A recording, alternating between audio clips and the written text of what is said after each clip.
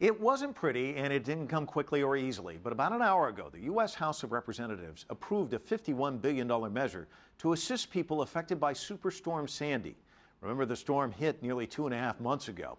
Conservative Republicans pushed back, alleging too much money was added on to the bill, money that simply isn't being spent on emergency or direct relief efforts. CCTV's Callebs has more on our story. It is closing in on 80 days since Superstorm Sandy punished the most populated area in the United States, the Northeast.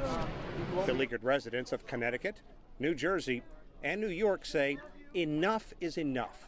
It's time for the U.S. Congress to take action and approve emergency funding to begin rebuilding. It is a dereliction of duty. We're doing our part now. We need our government to do theirs. Pass this bill. Give us what we need. There's no question people and businesses need financial assistance. My constituents in Brick have suffered for almost 3 months without any help from this Congress.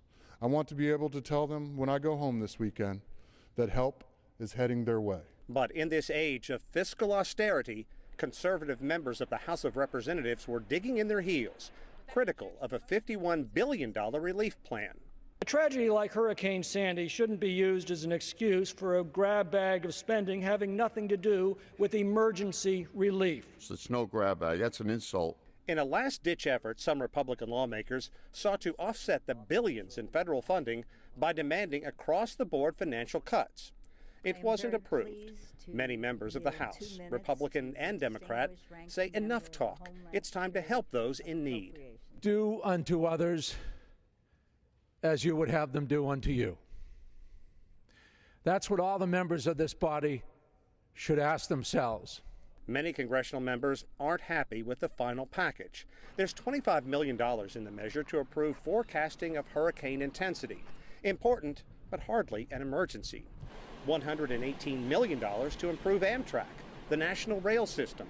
That is $86 million more than the president requested. And nearly $3.5 billion for U.S. Army Corps of Engineer rebuilding projects, all funded by the federal government. Traditionally, states pay for 1/3 of Corps of Engineer programs. It's not perfect, and it's not going to make everyone happy.